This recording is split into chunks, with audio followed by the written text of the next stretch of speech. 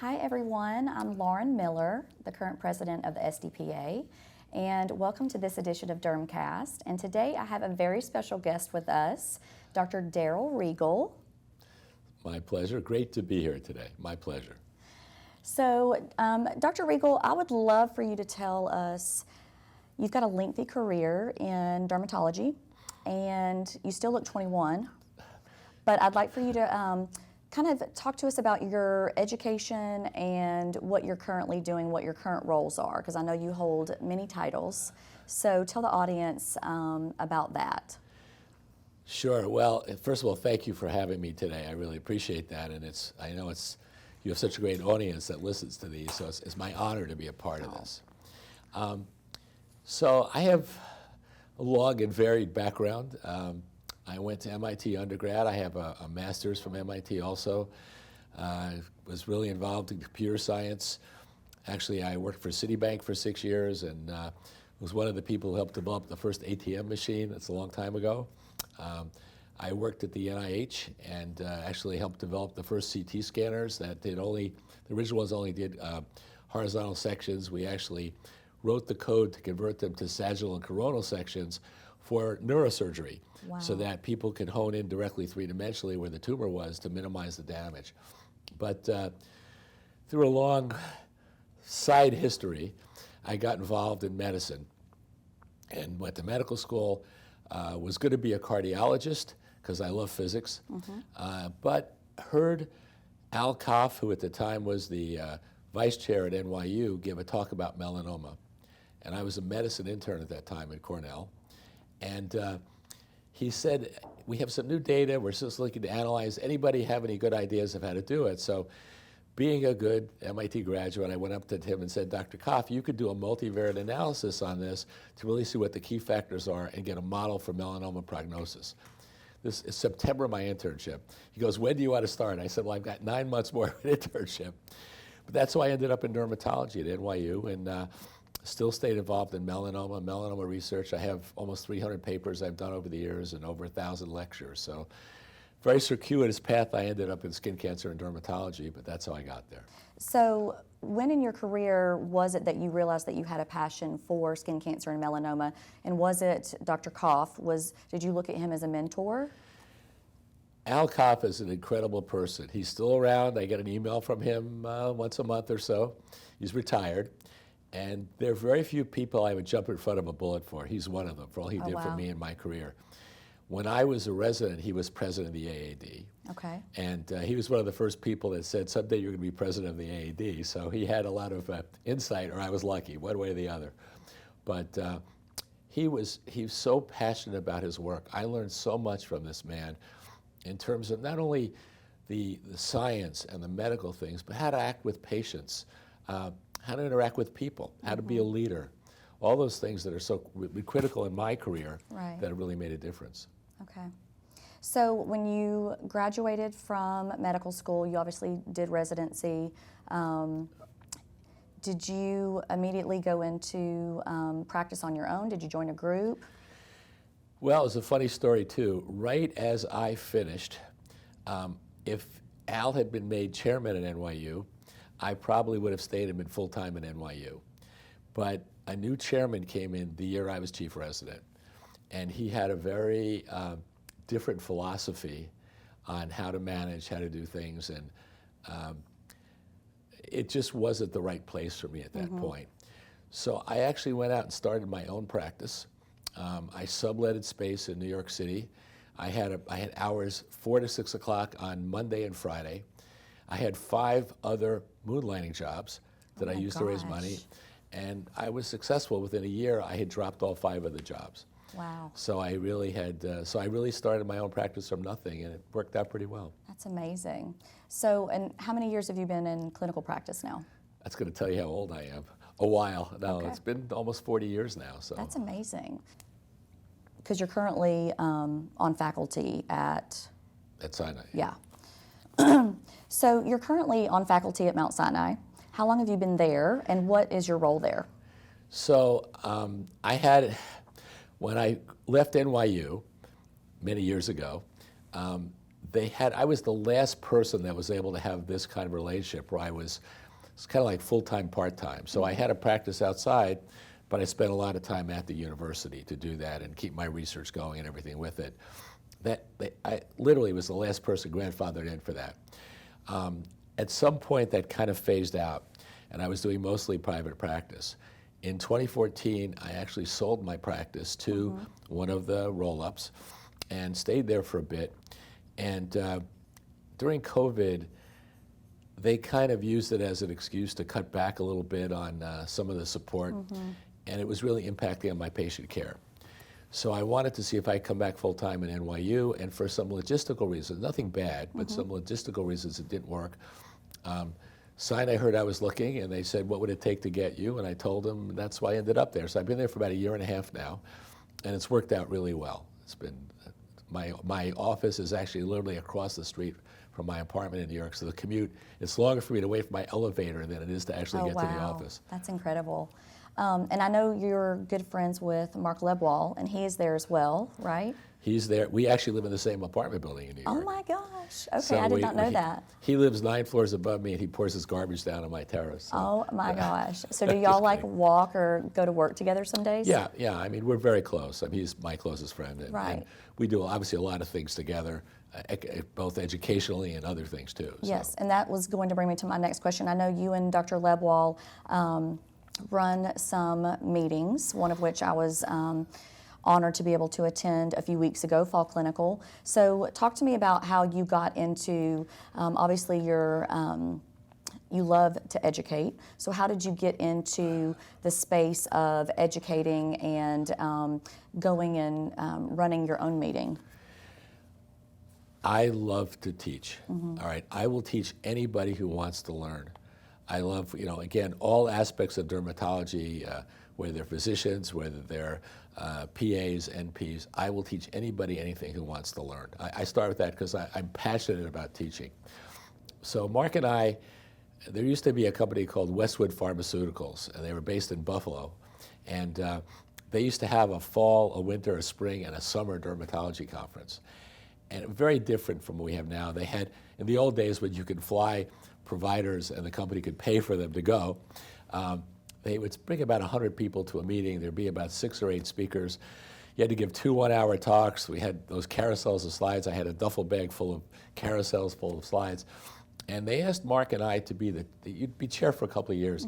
So Mark and I were chair of the Fall Clinical Dermatology Conference in 1998, 99, and 2000.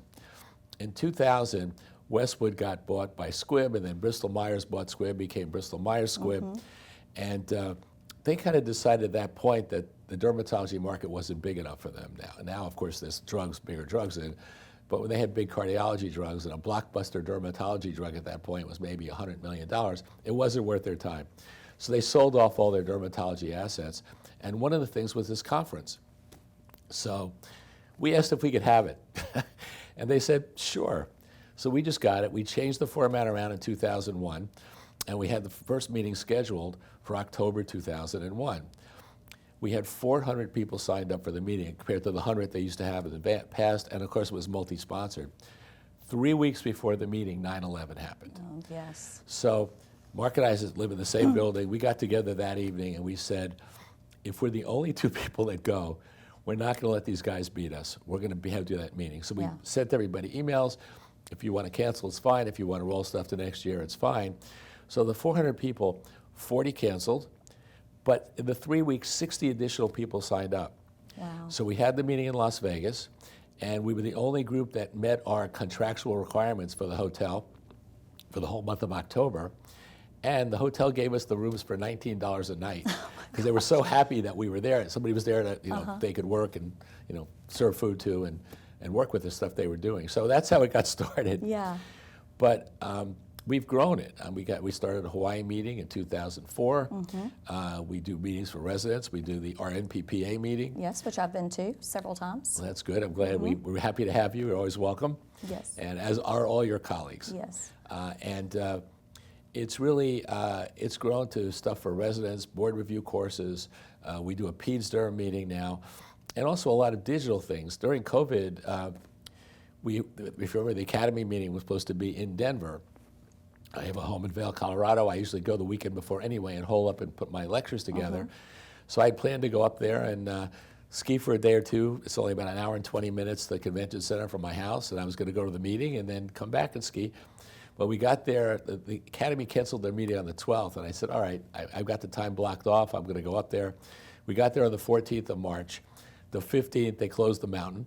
And we basically stayed up there for almost 6 months. I was back in New York a little bit. But that I guess on the 14th, when they started closing everything down, we'd really never done digital meetings. And we actually pivoted in 5 days. On March 19th, we did our first digital conference that has taught. Mark actually spoke on treating psoriasis patients during COVID. We had 4,000 viewers, Wow. 4,000 viewers on that.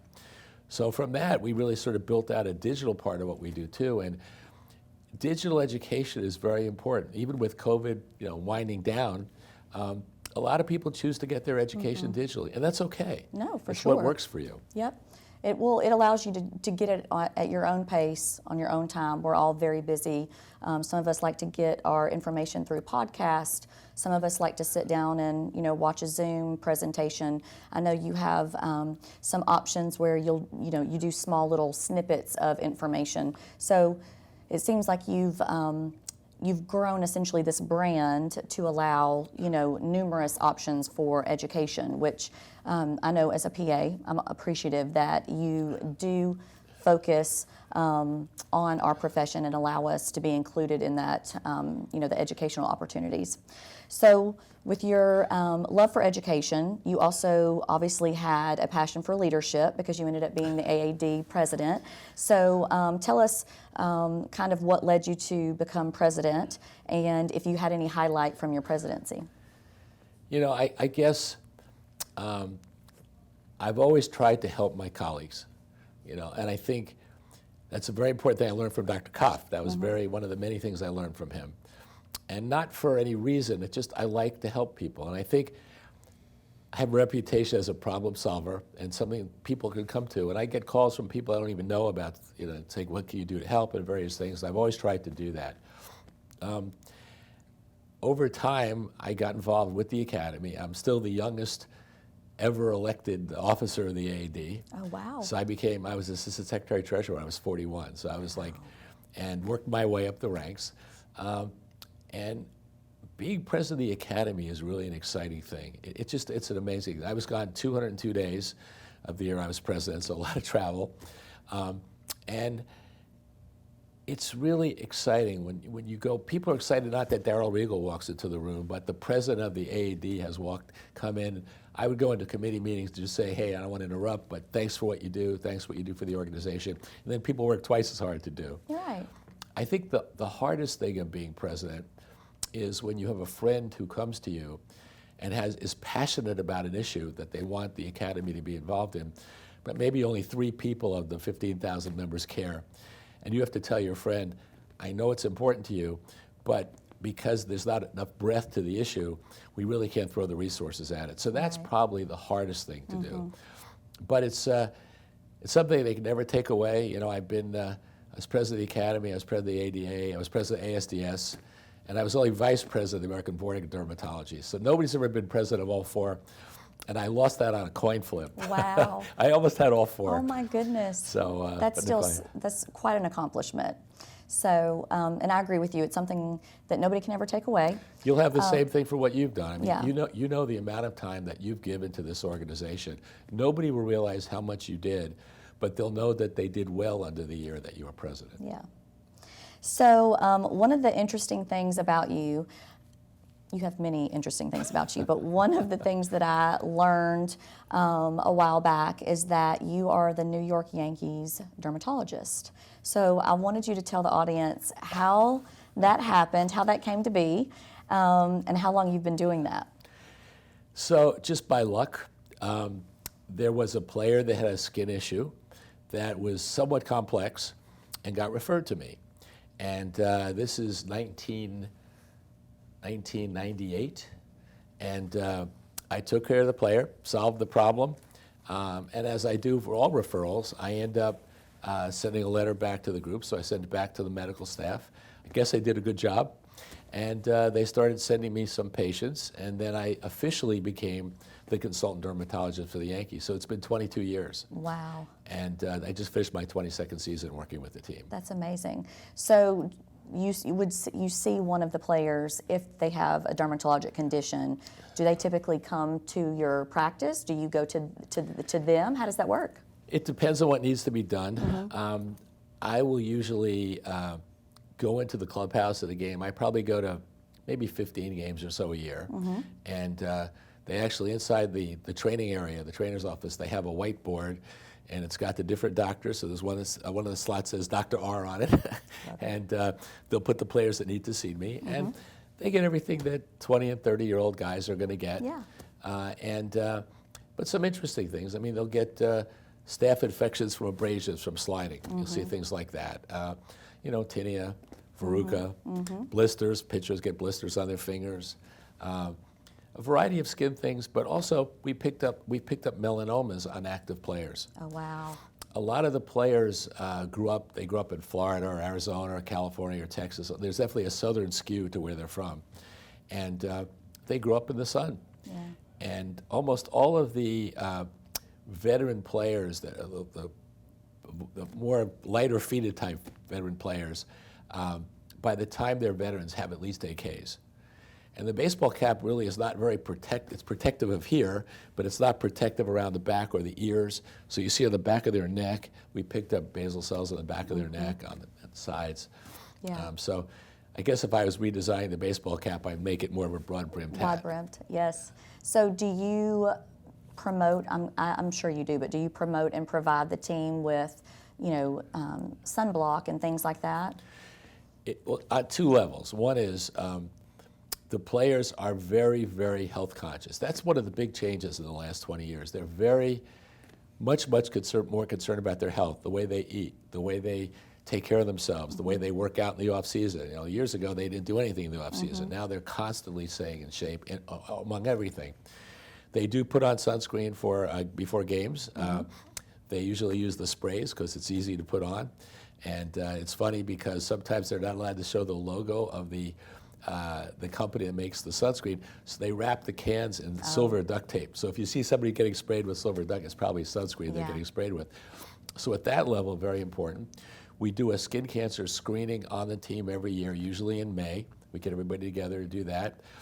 But the Yankees themselves are incredibly community healthcare conscious.